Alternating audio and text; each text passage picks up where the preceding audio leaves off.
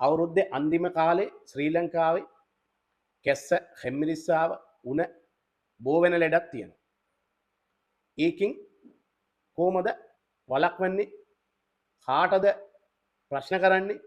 කොහොමද බේත් කරන්නේ කියලා බලමු. අවධානයෙන් ඉන්න ඕන කට්ටිය කවුද?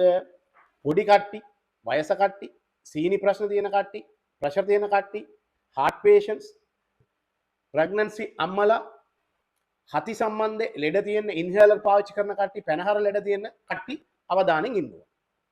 මේකේ වළක්වන්නේ කොහොමද?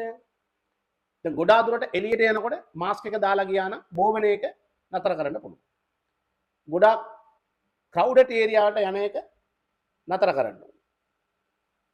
ලෙඩ තියෙන කට්ටියත් එක්ක චැට් කරන එක ඉස්සරහා ඉඳලා නතර කරන්න ඕන. ලෙඩාව බලන්න මේ වගේ කට්ටිය යන එක පොඩ්ඩක් අවධානයෙන් ඉන්න ඕන.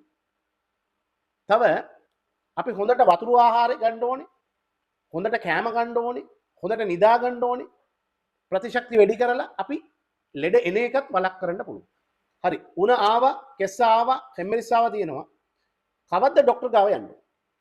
දවස් එකට වැඩියෙන් තිබ්බොත් ඔයා අනිවාර්යෙන් ડોක්ටර් ගාව ගිහිල්ලා බේත් ගන්න ඕනේ. නැත්තම් දවසම ඇතුලේ උස්ම ගන්න අමාරු තිබ්බොත් අනිවාර්යෙන් ඔයාගේ ડોක්ටර් ගාව යන්න ඕනේ.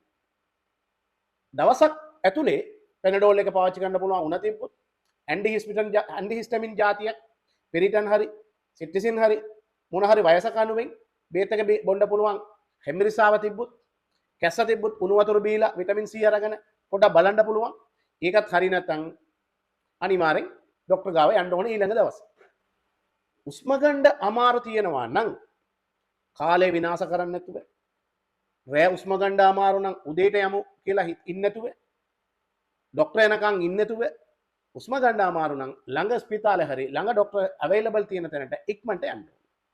Thank you.